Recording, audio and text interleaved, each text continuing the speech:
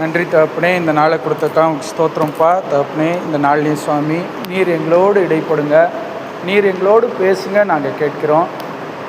ஒவ்வொருத்தரும் ஒவ்வொரு காரியமாக வந்திருக்கிறோம். ஆனாலும் தேவாலயத்துக்கு வரும்போது அங்கே நன்மை உண்டாகிறது என்று சொல்லப்பட்டிருக்கிறபடி பூமியின் உயர்ந்த இடங்களுக்கு எங்களை கொண்டு போவீங்கன்னு நீங்கள் சொன்னப்பட்டபடி நாங்கள் அதை விசுவாசித்து வந்திருக்கிறோம் சுவாமி. தகப்பனே, நீங்கள் உங்களுடைய வார்த்தையினால் எங்களோடு இடைப்படுங்க, நீங்கள் எங்களை பலப்படுத்துங்க, நீங்கள் எங்களை தாங்குங்க, தப்புவீங்க. நீரே காத்துக்கொள்ளுங்க. இயேசுவின் மூலம் கெஞ்சி கேட்டுக்கொள்கிறோம் நல்ல பிதாவே, ஆமேன். ஒரு பாட்டு ஒன்று இருக்குல்ல,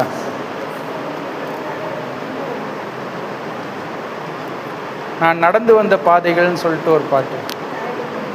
அந்த பாட்டு பாடுவோமா? அது அந்த புக்கில் இருக்கா? இதில் இல்லைல்ல, பாடுவோம். நான் நடந்து வந்த பாதைகள் கரடு மேடுகள், நான் கடந்து வந்த பாதைகள் முட்கள் வேலிகள். நான் நடந்து வந்த பாதைகள் கரடு மேடுகள், நான் கடந்து வந்த பாதைகள் முட்கள் வேலிகள். நடக்க முடியல டாடி, நடக்க முடியல, நடக்க முடியல இயேசுவே, நடக்க முடியல. தாங்கிக் கொள்ளுங்க, கரத்தில் ஏந்தி கொள்ளுங்க, தாங்கிக் கொள்ளுங்க, கரத்தில் ஏந்தி கொள்ளுங்க. நான் நடந்து வந்த பாதைகள் கரடு மேடுகள், நான் கடந்து வந்த பாதைகள் முட்கள் வேலிகள்.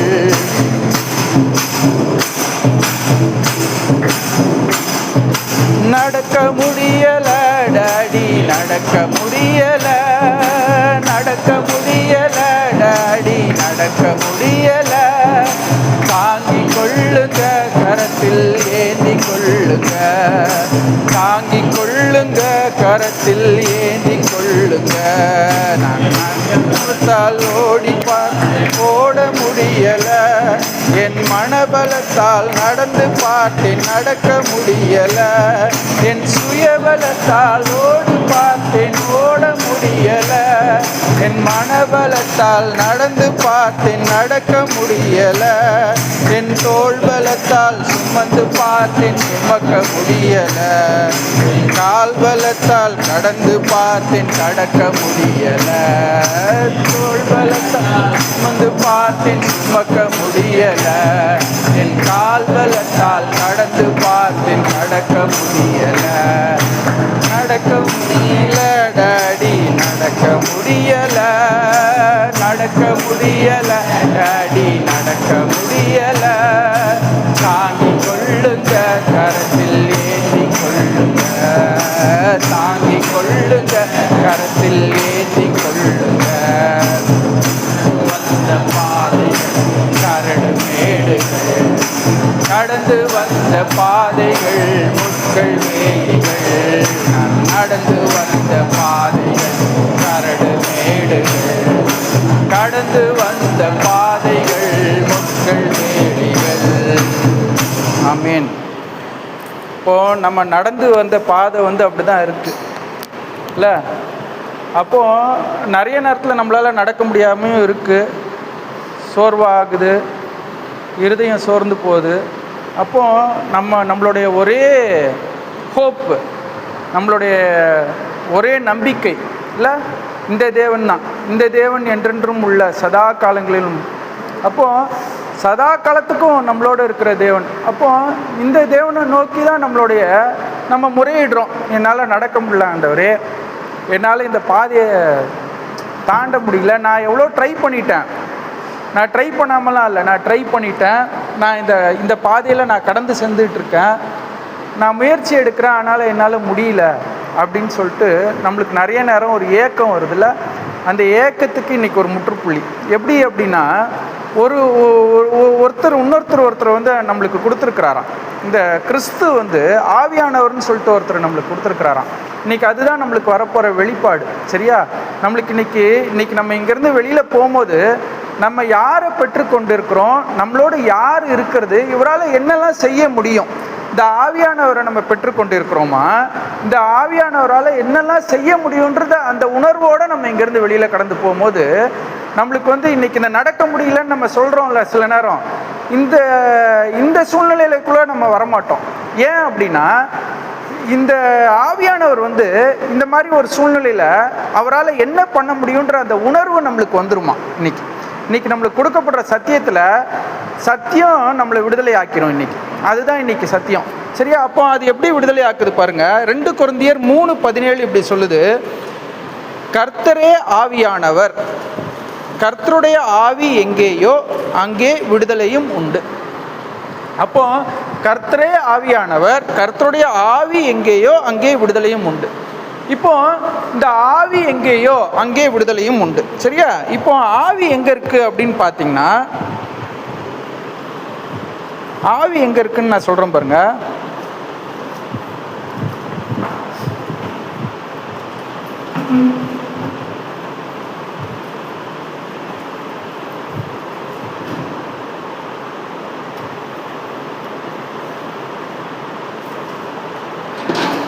கலாத்தியர் 4:6 இப்படி சொல்லுது, மேலும் நீங்கள் புத்திரராய் இருக்கிறபடியினால், ஏற்கனவே நீங்கள் என்ன அப்படின்றத வந்து அதில் தெளிவாக சொல்லியிருக்கு பாருங்க. மேலும் நீங்கள் புத்திரராய் இருக்கிறபடியினால் அப்பா பிதாவே என்று கூப்பிடத்தக்கதாக தேவன் தமது குமாரனுடைய ஆவியை உங்கள் இருதயங்களில் அனுப்பினார். அப்போ அனுப்பினார், முடிஞ்சிருச்சு. இப்போ இந்த ஆவியுடையவர்களாக தான் நம்ம இருக்கிறோம். அதாவது இந்த ஆவி என்ன? பரிசுத்த ஆவி. இது சரியா? கரெக்டாக? அப்போ என்ன தெளிவாக சொல்லப்பட்டிருக்குன்னா, மேலும் நீங்கள் புத்திரராக இருக்கிறபடியினால். அப்போ என்ன அர்த்தம்? நம்மளுக்கு 2 கன்ஃபர்மேஷன் ஆண்டவர் கொடுக்குறாரு. நான் சாதாரணப்பட்ட ஆள் கிடையாது, நான் தேவனுடைய புத்திரன். அப்படின்னா இப்போ தேவனுடைய புத்திரனா தான் நம்ம வந்து இயேசு கிறிஸ்துவை நம்ம பார்க்குறோம். அப்போ நம்மளுக்கு என்ன சொல்றாரு தெரியுமா? நீங்களும் தேவனுடைய புத்திரர்களாக இருக்கிறீர்கள் அப்படின்றாரு. அப்போ அப்படின்னா என்ன அர்த்தம்னா, நான் உங்களை தோத்து போக விட மாட்டேன், நான் உங்களை எங்கேயும் சுணங்கி போக விட மாட்டேன் அப்படின்றது தான் அதுக்கு அர்த்தம். ஒருவேளை இவ்வளோ நாள் வந்து நம்மளுக்கு இது ஏன் இந்த சூழ்நிலையை என்னால் தாண்ட முடியல அப்படின்னா, எனக்கு அவர் கொடுத்த இந்த ஆவியானவரை நான் ஒன்றும் உணரலை. ரொம்ப பவர்ஃபுல்லான ஆள் இந்த ஆவியானவர்ன்றது, சாதாரண ஆள் கிடையாது. எப்பவுமே நீ விசுவாசித்தால் தேவனுடைய மகிமை தான். சரியா? அப்போ நம்ம இந்த ஆவியானவர் உள்ளே இருக்கிறாருன்ற அந்த விசுவாசம் நம்மளுக்கு இன்னைக்கு வந்துடும். அதே மாதிரி இந்த ஆவியானவரால் என்னெல்லாம் செய்ய முடியுன்ற அந்த காரியமும் நம்மளுக்கு தெளிவாயிடும் இன்னைக்கு. அப்போ என்ன சொல்லப்படுதுன்னா, புத்திரராய் இருக்கிறபடியால் அப்பா பிதாவே என்று கூப்பிடத்தக்கதாக தேவன் தமது குமாரனுடைய ஆவியை உங்கள் இருதயங்களில் அனுப்பினார். அப்போ அனுப்பப்பட்ட ஆவியானவர். கரெக்டா? அப்போ இதுதான் சத்தியம். சத்தியம் என்ன சொல்லுதுன்னா, உங்களுக்குள்ள ஆவியானவரை அவர் அனுப்பி இருக்கிறாரு. அப்படின்னா என்ன அர்த்தம்? ஒருத்தருக்குள்ள ஒரு ஆவியானவர் உள்ள வராருன்னா என்ன அர்த்தங்க சொல்லுங்க. அப்போ என்ன அர்த்தம்னா, இந்த வசனம் அங்கே விளங்கும் பாருங்க. கர்த்தரே ஆவியானவர், கர்த்தருடைய ஆவி எங்கேயோ அங்கே விடுதலையும் உண்டு. முதல்ல வாசிச்சோம் பார்த்தீங்களா, 2 கொரிந்தியர் 3:17. அப்போ எதற்காக ஒரு ஆவியானவரை வந்து பிதா வந்து கொடுக்குறாரு தெரியுமா? புரிஞ்சிருச்சா உங்களுக்கு? ஏன்னா இங்கே விடுதலை வேணும், அதற்காக தான் அவர் கொடுக்கப்படுறாரு.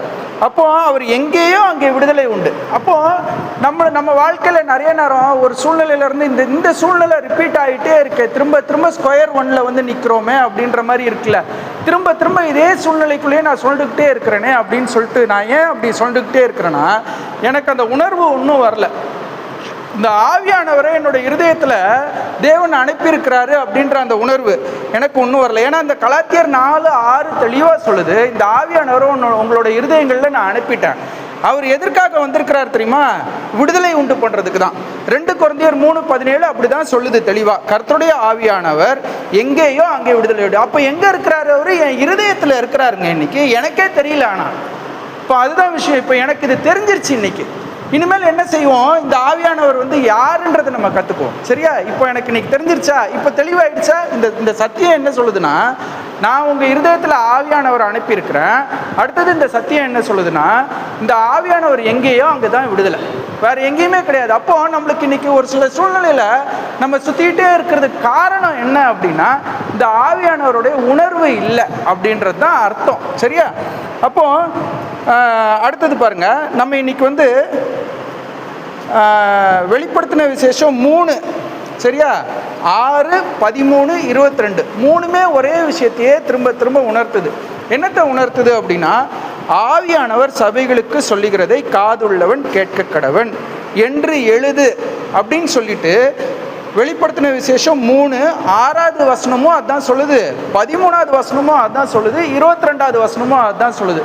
இப்படி ஒரே அதிகாரத்தில் எதுக்கு 3 தடவை எழுது எழுது எழுது அப்படின்னு சொல்லப்பட்டிருக்குது தெரியுமா? ஏன்னா சபைகளுக்கு கேட்கணுமா, சரியா? ஆவியானவர் சபைகளுக்கு சொல்லுகிறதை காதுள்ளவன் கேட்க கடவன் அப்படின்னா என்ன அர்த்தம்னா, இன்னைக்கு நம்ம கேட்டு நம்ம என்ன பண்றோம் சொல்லுங்க? இன்னைக்கு நம்ம கேட்கறதுனால என்ன பண்ணுதுங்க? என்ன ப்ராசஸ் ஆகுது? கேட்கும் போது நம்ம அது நம்ம செவிகள் மூலமா நம்ம இருதயத்துக்கு இறங்குது.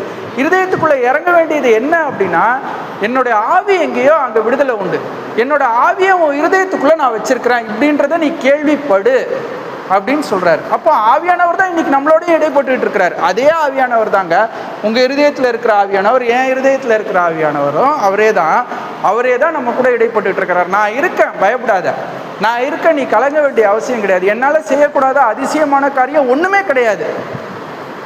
இந்த வசனம் உனக்கு தெரியுது, ஆனால் நான் உனக்குள்ளே இருக்கன்றதை நிறைய நேரம் நீ மறந்து போய் உன்னோட கண்ணீரின் பள்ளத்தாக்குக்கு காரணம் அதுதான். அது சில நேரம் மறந்துடுறோம். நம்ம இவர் இருக்கிறாரு அப்படின்றது நம்மளுக்கு தெரிஞ்சிருச்சுன்னு வைங்களேன், விடுதலை நிச்சயம்ன்ற அந்த நிச்சயம் நம்மளுக்கு இருக்கும். சில நேரம் அந்த விடுதலைக்குள்ள நம்ம போவோமா மாட்டோமா அப்படின்ற ஒரு கேள்விக்குறியே வராது. நிச்சயமா எனக்கு கொடுப்பாரு, நிச்சயமா இது நடக்கும். ஏன்னா உள்ள கூட்டு வந்துட்டாரு, இனிமேல் சும்மா விட்டுற மாட்டாருங்க. உள்ள ஒரு ஆவியானவரை உள்ள அனுப்பிட்டாராம். இப்போ நம்மெல்லாம் தெரிந்து கொள்ளப்பட்டவர்கள் தான். இந்த சத்தியத்தை கேட்டுட்டு இருக்க நம்ம எல்லாருமே தெரிந்து கொள்ளப்பட்டவர்கள் தான். அப்போ நம்மளுக்கு நேரம் வர சத்தியம் என்ன தெரியுமா? உங்களுக்குள்ள நான் அனுப்பிட்டேன் இந்த ஆவியானவரை. இந்த ஆவியானவர் எங்கேயோ அங்கே விடுதலை உண்டு, சரியா? அடுத்தது பார்ப்போம். அடுத்தது இந்த ஆவியானவர் உள்ள வரும்போது என்னெல்லாம் நடக்குதான் பாருங்க. யாத்ராகமம் 31:5 இப்படி சொல்லுது, மற்றும் சகலவித வேலைகளையும் யூகித்து செய்கிறதற்கு வேண்டிய ஞானமும் புத்தியும் அறிவும் அவனுக்கு உண்டாக அவனை தேவ ஆவியினால் நிரப்பினேன். அப்போ இந்த தேவ ஆவி ஒரு மனுஷனுக்குள்ள எதுக்காக நிரப்பப்படுது அப்படின்னா, நம்ம இருதயத்துக்குள்ள அனுப்புனாரு அப்படின்னா என்ன அர்த்தம்னா, இந்த யாத்ராகமம் 31:5 சரியா? அப்போ இந்த இருதயத்துக்குள்ள எதற்காக அனுப்பப்பட்டார் தெரியுமா?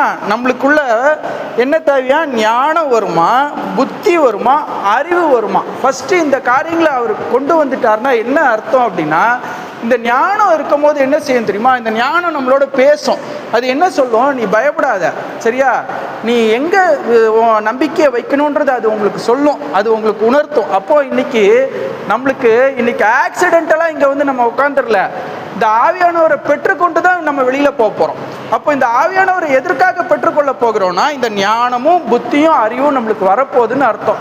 அப்போ அதுதான் இந்த யாத்ராகமம் 31:5 சொல்லுது, ஆவியினாலே நிரப்பினேன், அவனை தேவ ஆவியினாலே நிரப்பினேன். பர்டிகுலரா அப்போ இங்க வந்திருக்கிற ஒவ்வொருத்தருக்கும் இந்த ஆவியானவரின் உணர்வு வந்துருச்சு அப்படின்னா என்ன அர்த்தம்னா, இவரை நம்ம தீர்க்கமா பெற்றுக்கொள்ள போறோம்னு அர்த்தம். இவ்வளவு நாள் இவர் இருந்தாரு, ஆனா இருந்ததே நம்ம அறியாம அழிஞ்சிட்டு இருந்தோம். இனிமேல் என்ன ஆக போகுது? அதே ஆவியானவர் இருப்பாரு, அவர் செயல்பட்டுக்கிட்டு இருக்க போறாரு. இனிமேல் செயல்பட வைக்க போறீங்க நீங்க தான். உங்களை செயல்பட வைக்கிறதுக்கு தான் இன்னைக்கு உந்துறாரு. நான் இருக்கேன், என்னை செயல்படுத்து அப்படின்னு அர்த்தம். அப்போ உங்களுக்கு ஆட்டோமேட்டிக்கா இன்னைக்கு அவர் கொடுக்குற ஆசீர்வாதம் நம்பர் 1 ஆசீர்வாதம் ஞானம் ஃபர்ஸ்ட். ரெண்டாவது பாருங்க, அதே மாதிரி தானியேல் 5:11 இப்படி சொல்லுது, உம்முடைய ராஜ்யத்திலே ஒரு புருஷன் இருக்கிறான், அவனுக்குள் பரிசுத்த தேவர்களுடைய ஆவி இருக்கிறது, உம்முடைய பிதாவின் நாட்களிலும் வெளிச்சமும் விவேகமும் தேவர்களின் ஞானத்திற்கு ஒத்த ஞானமும் அவனிடத்தில் காணப்பட்டது. ஆகையால் உம்முடைய பிதாவாகிய நேபுகாத் நேச்சார் என்னும் ராஜாவானவர் அவனை சாஸ்திரிகளுக்கும் ஜோசியருக்கும் கல்தேருக்கும் அதிபதியாக வைத்தார். அப்போ ஒருத்தனுக்குள்ள இந்த ஞானம் வருதுன்னா பாருங்களேன், தானியேல் 5:11 இப்படி சொல்லுது, உம்முடைய பிதாவின் நாட்களில் வெளிச்சமும் விவேகமும் தேவர்களின் ஞானத்திற்கு ஒத்த ஞானமும். அப்போ பாருங்க, ஆவியானவர் ஒரு மனுஷனுக்குள்ள வரும்போது என்ன ஆகுது? வெளிச்சம் உண்டாகுதுங்க. முதல்ல வெளிச்சம் உண்டாகும் போது நம்மளுக்கு சில நேரம் இருளா தெரிகிற மாதிரி ஒரு மாயை இருக்கு பார்த்தீங்களா? அது மாயை தான், அது நம்மளை மேற்கொள்ளாது. அது ஒரு மாதிரி இருட்டாக இருக்கலாம், அந்த இடத்துல ஒரு வெளிச்சம் போடுறாரு அப்படின்னா என்ன அர்த்தம்னா இந்த வெளிச்சத்தில் இனிமேல் நம்ம நடக்க ஆரம்பிப்போம்னு அர்த்தம். அப்போ என்ன சொல்லுது இந்த வசனம், என்ன சொல்லுதுன்னா வெளிச்சமும் விவேகமும். விவேகம் அப்படின்றது வந்து பிரில்லியன்ஸ்ன்னு சொல்லுவாங்கல்ல, ஞானம்ன்றது வந்து விஸ்டம், அது வேற. பிரில்லியன்ஸ் அப்படின்னா என்ன அர்த்தம்னா மற்றவங்களை காட்டிலும் இவன் விவேகமாக இருந்திருக்கிறான்.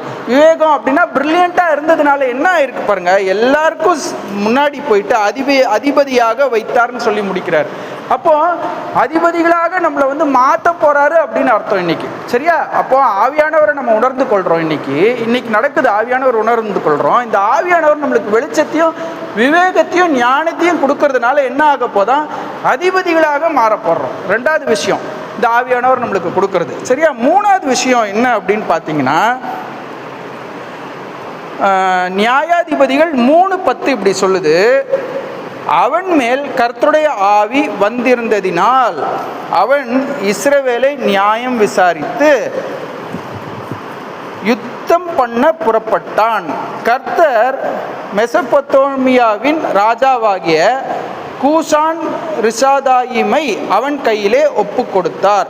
ஆகையால் அவன் கை கூசான் ரிஷாதாயின் மேல் பலன் கொண்டது. அப்போ நியாயாதிபதிகள் 3:10 படி, சரியா, என்ன ஆகுது, அவன் மேல் கர்த்தருடைய ஆவி வந்திருந்ததினால் அப்படின்னா என்ன அர்த்தம், நம்ம மேல இந்த ஆவியானவர் வந்து இருக்க போறாரு. எப்போ நம்ம உணர்றோமோ, நல்லா புரிஞ்சுக்கோங்க, இன்னைக்கு நம்மளை அதனால தான் நம்ம இன்னைக்கு சொல்லிட்டாரு முதலியே, உன்னோட இருதயத்துக்குள்ள நான் என்னுடைய ஆவியானவரை அனுப்பியிருக்கிறேன் அப்படின்னு சொல்லியிருக்கிறார். ஏன் சொன்னார் தெரியுமா? இதை நீ முதல்ல புரிஞ்சுக்கோ.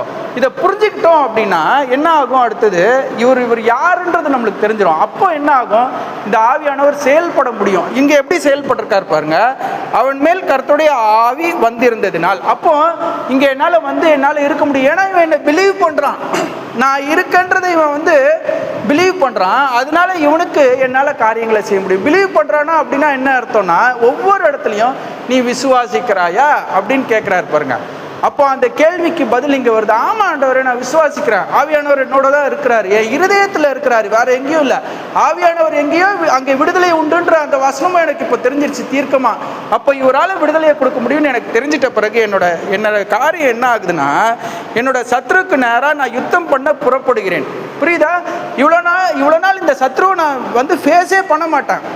இவன் இந்த சைடு இருந்தானா நான் அந்த சைடு போயிடுறான், எனக்கு வேண்டாம். ஏன்னா இவனோட கொகைக்குள்ளே நான் போக வேண்டியது அவசியம் இல்லை. ஏன்னா அவன் அங்கே இருக்கும் போதே எனக்கு பயமாக இருக்குது, இவனை எழுத்துட்டுலாம் என்னால் போக முடியாது. கரெக்டா? அப்போ இன்னைக்கு என்ன சொல்கிறாருன்னா, இந்த ஆவியானவர் உனக்குள்ளே வருவார்.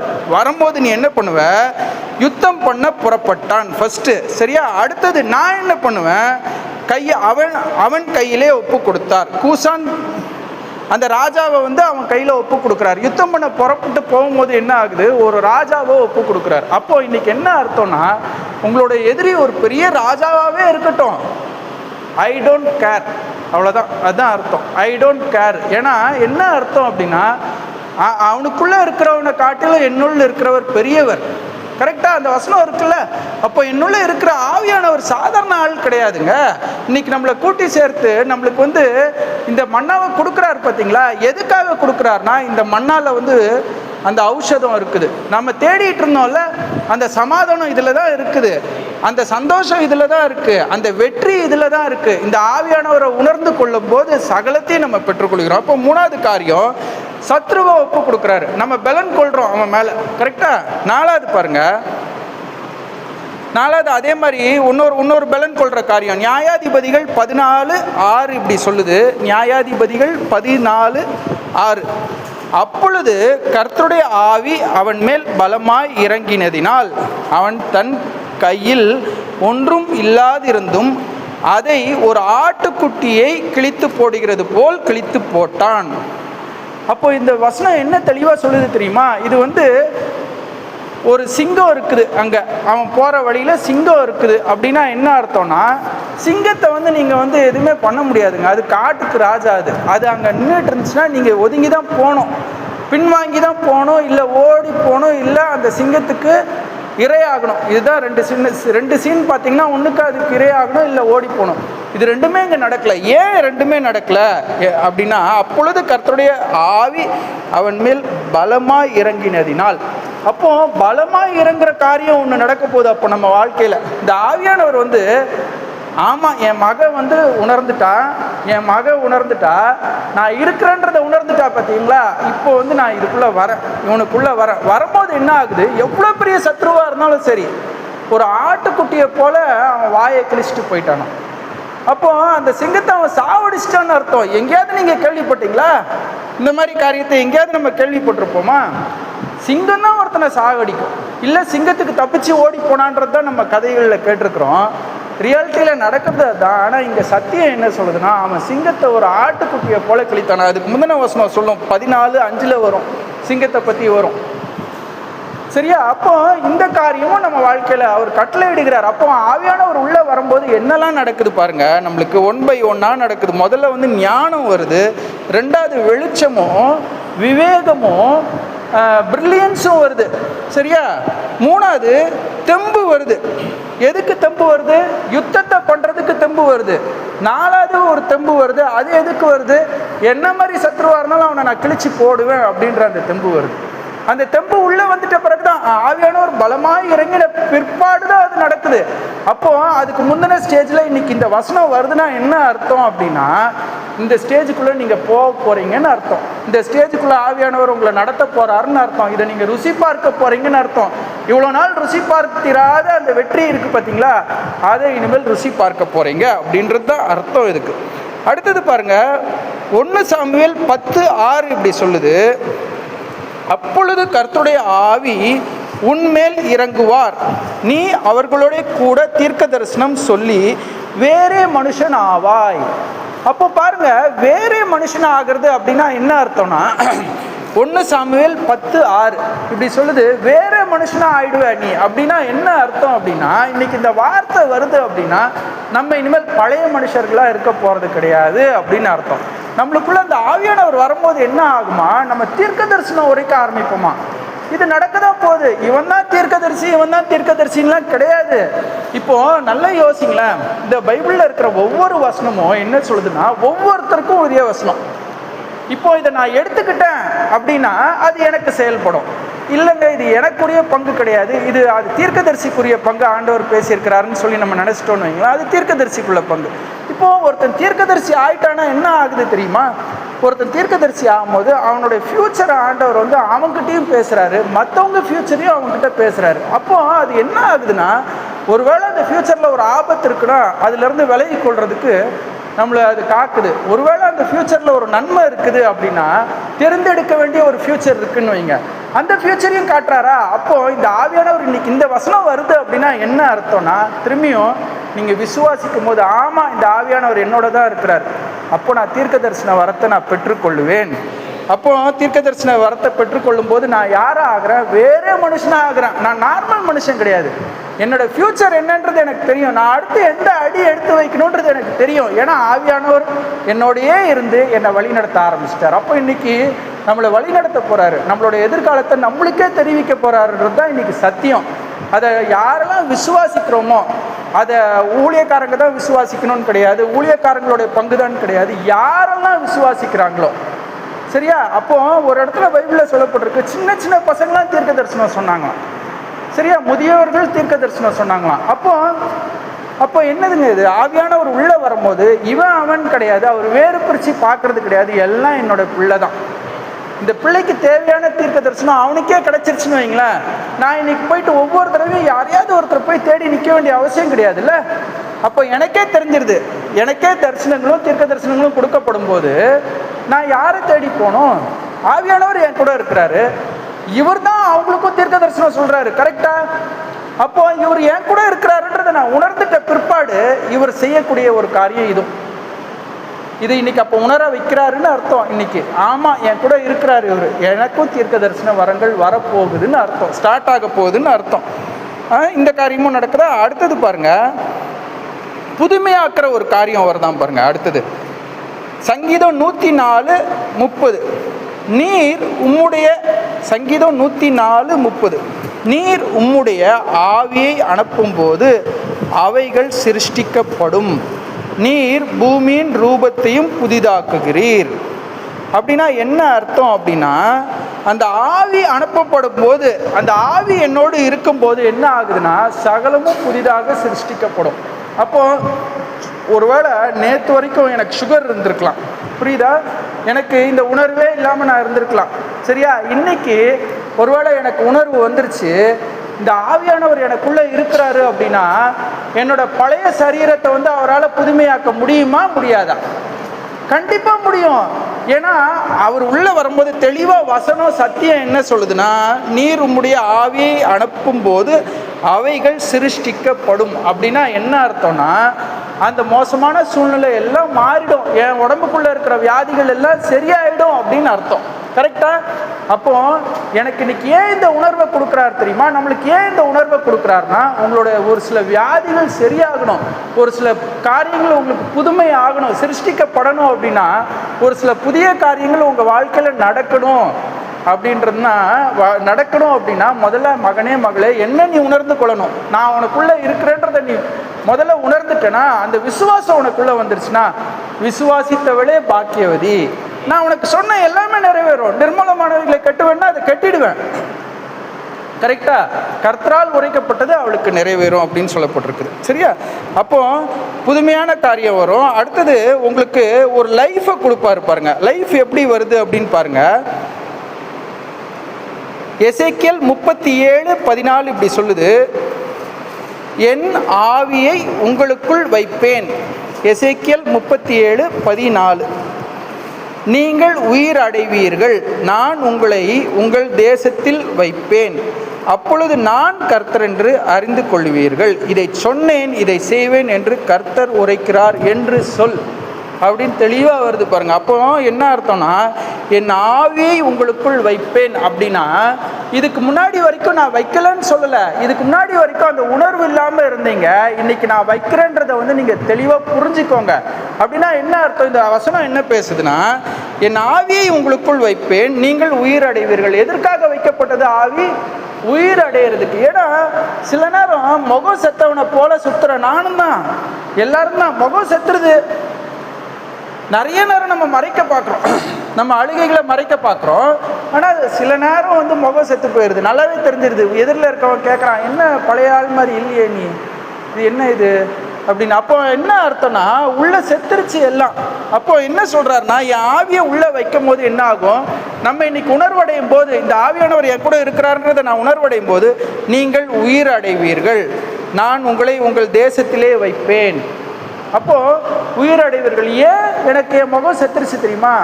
என்னோட தேசமாகிய என்னோட சுகம், என்னோட தேசமாகிய என்னோட பணம், என்னோட தேசமாகிய என்னோட வீடு போயிடுச்சு. என்னோட தேசமாகிய என்னோட தேசம்னா நான் வாழ்ந்துட்டு இருந்த ஒரு வாழ்க்கை என்னை விட்டு போயிடுச்சு. நான் வாழ்ந்துட்டு இருந்தேன்ல, அந்த வாழ்க்கை என்னை விட்டு போயிடுச்சு. கரெக்டா? அப்போ என்ன சொல்றாருன்னா, நீங்கள் உயிர் அடைவீர்கள். அந்த வாழ்க்கை இல்லாத மாதிரி முகம் செத்த மாதிரி சுத்துறது. ஏன்னா எனக்கு இந்த வாழ்க்கை வாழவே பிடிக்கல, அதனாலதான் என் முகம் செத்து போயிருக்கு இன்னைக்கு. அப்போ என்ன சொல்றாருன்னா, நீங்கள் உயிர் அடைவீர்கள். அப்போ உயிரை கொடுக்குறாருங்க இன்னைக்கு. அப்போ இந்த உயிரை மாத்திரம் கொடுக்கறது இல்லை, நம்மளுடைய வனாந்தரத்தையும் மாத்துறாராம் பாருங்க. ஏசாயா 32:15 எப்படி அவர் வனாந்தரத்தை மாத்துறாருன்னா, ஏசாயா 32:15 இப்படி சொல்லுது, உன்னதத்தில் இருந்து நம்மேல் ஆவி ஊற்றப்படும் மட்டும் அப்படியே இருக்கும். அப்பொழுது வனாந்திரம் செழிப்பான வயல்வெளியாகும், செழிப்பான வயல்வெளி கடாக எனப்படும். அப்போ உன்னதத்தில் இருந்து ஆவி ஊற்றப்படும் வரைக்கும் இந்த மாதிரி இருக்குதான். ஏசாயா 32:15. அப்போ இன்னைக்கு இந்த ஆவி ஊற்றப்படுகிற காலம் வந்துருச்சு அப்படின்னு அர்த்தம், சரியா? அப்போ அது வரைக்கும் இப்படி இருந்துச்சுங்க, நான் இல்லைன்னு சொல்ல, நேற்று வரைக்கும் இப்படி இருந்துச்சு. இன்னைக்கு இந்த சத்தியத்தை யாரெல்லாம் கேட்கிறோமோ, இந்த சத்தியத்தை யாரெல்லாம் உட்கொள்ளுகிறோமோ, இந்த சத்தியத்தின்படி யாரெல்லாம் உணர்வடைகிறோமோ, யாரெல்லாம் நான் என்னோட இருதயத்தில் ஆவியானவர் இருக்காருன்ற அந்த உணர்வு வந்துருச்சோ, அவங்க எல்லாருக்குடைய வாழ்க்கையும் என்ன ஆகுதா, வனாந்திரம் செழிப்பான வயல்வெளி ஆகுதுங்க. வனாந்திரமாக இருந்த அந்த சூழ்நிலை, சரியா? வனாந்திரம் அப்படின்னா என்னன்னா, இந்த இடத்துல செழிக்கிறதுக்கு வாய்ப்பே இல்லை, இந்த இடத்துல நான் சந்தோஷமாக இருக்கிறதுக்கு வாய்ப்பே இல்லை, இந்த இடத்துல நான் களிப்பாக இருக்கிறதுக்கு வாய்ப்பே இல்லை. இதெல்லாம் நடந்துருச்சு, வனாந்திரம் இருந்துருச்சு தான், நான் இல்லைன்னு சொல்லல. ஆனால் இன்னைக்கு ஆவியானவரை உள்ளே இன்ட்ரடியூஸ் பண்ணுறாரு. தீர்க்கமாக இன்ட்ரடியூஸ் பண்ணுறாரு. இவ்வளோ நாள் ஆவியானவர் அங்கே இறங்கினார் இங்கே இறங்கினாருன்னு கேள்விப்பட்டுட்டு இருந்தோம். இன்னைக்கு என்ன சொல்கிறாருன்னா, உன் இருதயத்தில் தான் நான் இருக்கிறேன்னு சொல்லிட்டாரு. இங்கே தான் நான் இருக்கிறேன். ஆவியானவர் எங்கேயோ அவங்க விடுதலை. அப்போ என்ன அர்த்தம்னா, இந்த வசனம் வந்துருச்சுன்னா என்ன அர்த்தம்னா, நான் விடுவிக்க போகிறேன், நீ என்னை உணர்ந்து கொள்ள போகிற, நீ என்னை ருசி பார்க்க போகிற அப்படின்றது தான் அர்த்தம். அப்போ அடுத்தது பாருங்க, அடுத்தது ஆவியானவர் உள்ளே வரும்போது இன்னும் ஒரே ஒரு காரியம் நடக்குது. அது என்னன்றதை பார்த்துருவோம். ஏசாயா 63:12 இதுதான் கடைசியாக ஆவியானவர் நம்மளுக்கு கொடுக்க போகிற காரியம். அவர்கள் நடுவிலே தம்முடைய பரிசுத்த ஆவியை இருக்க கட்டளையிட்டு மோசேயின் வலது கையை கொண்டு அவர்களை தமது மகிமையின் புயத்தினாலே நடத்தி தமக்கு நித்திய கீர்த்தியை உண்டாக்க அவர்களுக்கு முன்பாக தண்ணீரை பிளந்தது. அப்போ தண்ணீரை பிளக்கிறது அப்படின்னா என்ன அர்த்தம் அப்படின்னா, இது தண்ணீர்னா என்னன்னா, கடலை பிளக்கிறார் ஒரு இடத்துல. எப்படி பிளக்கிறார் தெரியுமா? முதல்ல ஆவியானவர் உள்ள வராராம் பாருங்க. அவர்கள் நடுவிலே தம்முடைய பரிசுத்த ஆவியை இறக்க கட்டளையிட்டு. அப்போ இன்னைக்கு என்னன்னா, ஒரு கட்டளை பிறப்பிக்கப்படுது. இந்த மனிதன் இன்னைக்கு யாரெல்லாம் இந்த சத்தியத்தை கேட்குறாங்களோ அவங்க இருதயத்தில் இந்த பரிசுத்த ஆவியை உள்ள இறக்குவேன் அப்படின்றத தீர்க்கமாக சொல்றாரு நம்மளுக்கு. அப்போ இறக்குறது எதற்காக தெரியுமா? எனக்கு ஒரு மிராக்கிள் நடக்கணும், எனக்கு ஒரு அற்புதம் நடக்கணும், எனக்கு இந்த கடலை தாண்டணும். ஆனால் என்னால் தாண்ட முடியல. இப்போ என்ன ஆகுது? நடக்க முடியல டாடி நம்ம சொல்கிறோம்ல இந்த பாட்டில், நடக்க முடியும் இப்போ. ஏன்னா நான் கடலை பிளந்துருவேன். ஏன்னா இங்கே ஆவியானவர் நான் வந்துட்டேன், உன் இருதயத்துக்குள்ளே தான் இருந்தேன், இன்னைக்கு நீ உணர்ந்துட்ட பத்தியா, அதனால நான் உள்ளே வந்துட்டேன், இந்த கடலை நான் உனக்கு பிரித்து தருவேன் அப்படின்னு சொல்கிறார். அப்போது இதெல்லாம் ஆவியானவருடைய சுபாவங்கள். அப்போ இந்த ஆவியானவர் உள்ளே இருக்கும்போது அவருடைய சுபாவங்கள் என்னவெல்லாம் இருக்குது அப்படின்னு ஒரு ஆசை போட்டுருவோம். முதல்ல ஞானத்தை கொடுக்குறாரு, அடுத்தது வெளிச்சத்தை கொடுக்குறாரு, அடுத்தது விவேகத்தை கொடுக்குறாரு, அடுத்தது தெம்பை கொடுக்குறாரு. அந்த பேட்டில் பண்ணுறதுக்கு இந்த போரை நான் மேற்கொள்ள தெம்பை கொடுக்குறாரு. அடுத்த தெம்பு எதுக்குன்னா, ஒரு ஒஸ்டான சிச்சுவேஷனு, சிங்கம் வந்துருச்சு, அந்த சிங்கத்தின் வாயை கிழிக்கிறதுக்கு எனக்கு தெம்பை கொடுக்குறாரு. அடுத்தது எனக்கு தீர்க்க தரிசன வரங்களை கொடுக்குறாரு. எதற்கு? நான் என் வாழ்க்கையை நான் அறிந்து கொள்ளும் போது எனக்கு லகுவாக இருக்கும் எல்லாமே. அப்போ அடுத்தது ஒரு புது வாழ்க்கையை கொடுக்குறாரு. என்னுடைய வனாந்திரம் மாறுது. என் வனாந்திரம் எப்படி மாறும் தெரியுமா? எனக்கு அவர் அற்புதத்தை செய்ய ஆரம்பிச்சிருவார். என் வனாந்திரம் அப்படி தான் மாறும், வேறு எப்படியுமே மாறாது. அப்போ இன்னைக்கு வனாந்திரத்தை மாத்திரம் அப்படின்னு சொல்லி முடிக்கிறார் ஆண்டவர். சரியா? அடுத்தது அவர் கொடுக்குற ப்ராமிஸ் இன்னைக்கு நம்மளுக்கு என்ன அப்படின்றத பார்த்துருவோம். ஆகாய் 2:5 அதுதான் அவர் கொடுக்குற சத்தியம் நம்மளுக்கு. இன்னைக்கு நான் உங்களுக்கு சத்தியமாக சொல்லுவேன் அப்படின்ற காரியம் என்னன்னு பாருங்க. நீங்கள் எகிப்தில் இருந்து, ஆகாய் 2:5, நீங்கள் எகிப்திலிருந்து புறப்படுகிற போது நான் உங்களோட உடன்படிக்கை பண்ணின வார்த்தையின்படியே என் ஆவியானவரும் உங்கள் நடுவில் நிலை கொண்டு இருப்பார். அப்போ இந்த ஆகாய் 2:5 என்ன சொல்லுதுன்னா, நீங்கள் எகிப்திலிருந்து புறப்பட்ட போது, அதாவது இஸ்ரவேலர்களை ஒரு 400 வருஷம் எகிப்தில் இருந்தாங்க. சரியா? அடிமைகளாக தான் இருந்தாங்க. அப்போது இன்னைக்கு நம்மளை இஸ்ரவேலர்களாக தான் அழைக்கிறாரு. அவர் தெரிந்து கொண்ட யெஷூரனே அப்படின்னு சொல்கிறாரு. அப்படின்னா எனக்கு பிரியமானவனேன்னு அர்த்தம். எனக்கு பிரியமானவனே, நீ அந்த எகிப்தில் 400 வருஷம் நீ இருந்த பத்தியா, இருந்தது போது நான் உங்களோட உடன்படிக்கை பண்ணின வார்த்தையின்படி அப்போ நான் உனக்கு ப்ராமிஸ் பண்ணிட்டேன், என் ஆவியானவரும் உங்கள் நடுவிலே நிலை கொண்டு இருப்பார், பயப்படாதேயுங்கள். அப்படின்னா என்ன அர்த்தம்னா, டோன்ட் வரி அப்படின்னு சொல்லி இன்னைக்கு முடிக்கிறார். இனிமேல் வருத்தப்படாதீங்க, ஆவியானவர் உங்களோட நிலை கொண்டு இருப்பார். அப்படின்னா என்ன அர்த்தம்னா, உங்களோடையே இருப்பார், நிலைத்து இருப்பார் அப்படின்னு அர்த்தம். First promise. சரியா? ரெண்டாவது ப்ராமிஸ் சகரியா 4:6 சொல்லப்பட்டிருக்கு பாருங்க. அப்பொழுது அவர் செருபாபேலுக்கு சொல்லப்படுகிற கர்த்தருடைய வார்த்தை என்னவென்றால், பலத்தினாலும் அல்ல பராக்கிரமத்தினாலும் அல்ல என்னுடைய ஆவியினாலே ஆகும் என்று சேனைகளின் கர்த்தர் சொல்லுகிறார். அப்போ இவ்வளோ நாள் என் சுயபலத்தில் ஓடின, பலத்தினாலும் அல்ல பராக்கிரமத்தினாலும் அல்ல, என் தோல் பலத்தில் நான் சுமந்து பார்த்தேன், பராக்கிரமசாலின்னு நான் நினச்சேன். ஆனால் அதுலேயும் முடியல. எதனால ஆகும் தெரியுமா? என்னுடைய ஆவியினாலே ஆகும் என்று சேனைகளின் கர்த்தர் சொல்லிட்டாருன்னா என்ன அர்த்தம் அப்படின்னா, சேனைகளின் கர்த்தர் ஏன் வருவார் தெரியுமா? உங்களுக்கு எதிரில் சேனையாக நின்று போராடிட்டு இருக்கிற எல்லா பிசாசின் கிரியைகள் ஃபஸ்ட்டு, எல்லா தந்திரங்கள், சரியா, இது எல்லாத்தையும் அவரால் ஈஸியாக முறிச்சிட்டு போயிட முடியுங்க. ஒரு மனுஷனுக்குள்ளே இறங்குறாராம், 600 பேரை கொண்டு போட்டுடுறானா. அப்போ இப்போ என்ன சொல்கிறாருன்னா, ஆவியானவரே வந்து நிலை கொண்டு இருப்பார். ஃபஸ்ட்டு சொன்ன சத்தியம் நம்மளுக்கு ஃபஸ்ட்டு ப்ராமிஸ் பண்ணது ஆவியானவர் நிலை கொண்டு இருப்பார். ஆகாய் 2:5 படி ஆவியானவர் நிலை கொண்டு இருக்கிறார் ஃபஸ்ட்டு நம்மளோட. அடுத்தது அவருடைய ஆவி எங்கேயோ அங்கே விடுதலை உண்டு. சரியா? அது எப்படினாலும் பலத்தினாலும் அல்ல, பராக்கிரமத்தினாலும் அல்ல, என்னுடைய ஆவியினாலே ஆகும் என்று சேனைகளின் கர்த்தர் சொல்லுகிறார். அப்போது இன்றைக்கி நம்மளுக்கு கொடுக்கப்படுற சத்தியம் என்ன தெரியுமா? இந்த சேனைகளின் கர்த்தர், இந்த ஆவியானவர் நம்மளோடு இருக்க போகிறார். இந்த ஆவியானவர் தான் சேனைகளின் கர்த்தராக இருக்கிறார். அப்போ இவரால் செய்ய முடியாத அதிசயமான காரியம் ஒன்றுமே கிடையாது. ஏன் சேனைகளின் கர்த்தர்னு தெளிவாக வந்து முடிக்கிறார் தெரியுமா? ஏன்னா உங்களுக்கு எதிரில் இருக்கிற போராட்டங்கள் அந்த மாதிரி இருக்குது. இனிமேல் நீ அழுது கொண்டிராய், இனி நீ அழுது கொண்டிராயின்னு ஒரு வார்த்தை இருக்குல்ல, இனி நீ அழுது கொண்டிருக்கா. எந்த இதில் இருக்குது? ஏசாயால இருக்குது. அப்போ இனி நீ அழுது கொண்டிராய். இவ்வளோ நாள் நீங்கள் அழுதுகிட்டு இருந்தீங்க, ஆனால் இன்னைக்கு நான் மாற்றுறேன். எப்படி மாற்றுறேன்னா, இந்த ஆவியானவர் உங்களுக்குள்ளே இருக்கிறாருன்ற அந்த ஃபஸ்ட்டு பாயிண்ட்டு நம்ம பேசுனது. சரியா?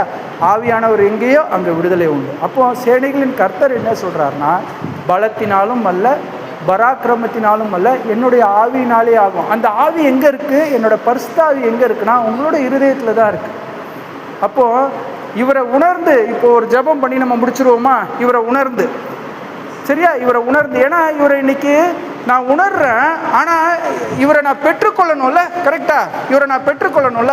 பெற்றுக்கொள்ளும் போது தானே அவர் உள்ளதான் இருக்கிறாரு. அவரை பெற்றுக்கொள்வது அப்படின்னா என்னென்னா, நான் அவரை ருசி பார்க்கணும்ல. கரெக்டாக? அவரை எப்படி ருசி பார்க்க முடியும் அப்படின்னா, இன்றைக்கி இந்த உணர்வோடு நம்ம ஜெபம் பண்ணும்போது அவரை நீங்கள் ருசி பார்க்க ஆரம்பிப்பீங்க. இதுக்கப்புறம் என்ன ஆக போகுது? அவரை ருசி பார்த்துக்கிட்டே இருப்பீங்க. அவர் உங்களோடே இருந்து உங்களை நடத்த போகிறார். இதுதான் நடக்க போகுது. சரியா? அப்போ ஒரு ஜெபம் பண்ணி முடிச்சிருவோமா? நன்றி தகப்பனே, இந்த நாளை கொடுத்த ஸ்தோத்திரம்.